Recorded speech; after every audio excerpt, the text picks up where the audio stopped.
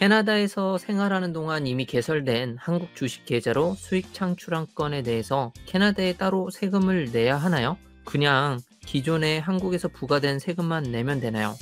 한국에서 세금 문제가 정산 완료가 되었다면 얻은 주식 수익금을 캐나다로 이체시키는 건 문제가 없을까요? 이것도 이제 거주자 비거주자인데, 일단 캐나다에서 생활하시는 거니까 국내에서 거의 활동을 못 하시고, 그다음에 거주자가 아닌 비거주자인데 한국 주식, 그러니까 한국 주식을 하는 게 해외 주식인 거죠, 그죠? 캐나다에서 사시는 분 입장에서는 해외 주식인 건데, 한국에는 아마 증권사나 이런 걸 통해서 아예 원천징수 돼가지고 세금 신고가 될 거예요, 수익 실현할 때. 근데 우리 백철진 부사님께서 이제 주식 투자를 하신 지 얼마나 되셨죠, 지금? 지금 한 1년 정도 됐죠. 1년 정도 됐잖아요. 근데 주식 투자를 한다 그러면은 우리가 얻을 수 있는 소득의 종류가 두 가지잖아. 첫 번째는 일단은 배당 소득이 있을 거고, 두 번째로는 테슬라 파셨어요?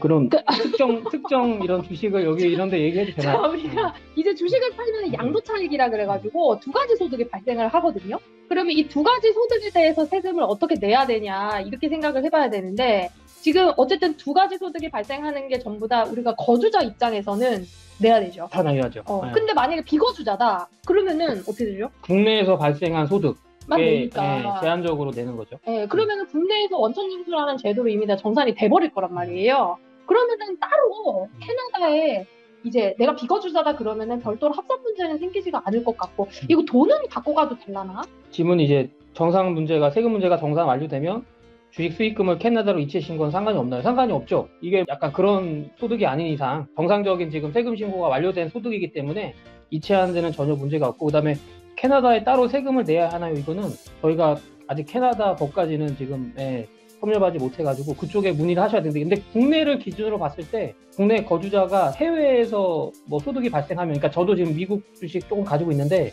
합산해서 신고를 해야죠. 이번에 신고 하셨어요, 안 하셨어요? 아니 작년에는 뭐 아직 시작이어가지고, 그래서 국내 거주자 기준으로 봤을 때는 해외에서 발생한 소득도 종합소득세 신고할 때 합산하는 것처럼 캐나다도 캐나다의 현지에서 발생한 소득과 더불어 해외에서 발생한 국내 소득도 아마 합산을 할 거예요. 아마 합산을 할 거고, 대신에 이제 그 한국에 낸 세금만큼은 이미 낸 거기 때문에 공제를 해주고 차익만 내면 될 거예요. 아마 캐나다도 거의 대부분 다 그렇게들 하고 있으니까요. 지금 실시간 질문 온 거 잠깐 말씀드리면, 우리 이제 양도세 기준이 9억에서 10억으로 된다라는 개정안 있잖아요.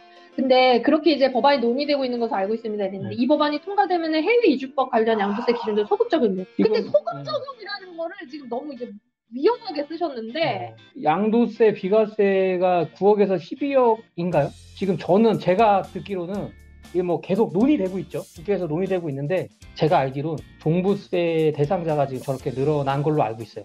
원래는 9억이었다가 지금 12억으로 해서 정말 상위들만 이렇게 추징이나 세금을 부과하겠다라는 거 알고, 양도세는 그러니까 9억이 같은 9억이라고 해가지고 양도세도 12억으로 알고 있는데, 저는 양도세 12억은 아직 못 들었거든요. 재산세, 그러니까 지방세예요. 뭐 종합부동산세는 뭐 국세긴 한데 재산세나 이런 거는 같은 세금이긴 해도 약간 이게 지자체에서 이렇게 부과하고 걷는 세금이어가지고 양도세도 12억까지 되는 걸로 지금 아시고 하시는 것 같아요. 저는 양도세는 그리고 이제 소급 여러분들은 소급 적용이라고 생각을 하시면 안 되는 게, 내가 집을 팔고 양도세 신고가 끝났는데 야, 법 바뀌었으니까 다시 신고해, 이게 소급 적용이에요. 그런 거는 불법이에요. 그렇게 될 수는 없고, 내가 양도하는 시점에 법이 만약에 12억이다 그러면 12억까지 비과세인 거예요. 그러니까 여러분들이 파는 시점으로 기준으로 생각을 하시면 될 것 같습니다. 맞죠? 앞에 거 거꾸로 나 12억 비과세니까 다시 수정해야지 뭐 이럴 수는 없는 거잖아요.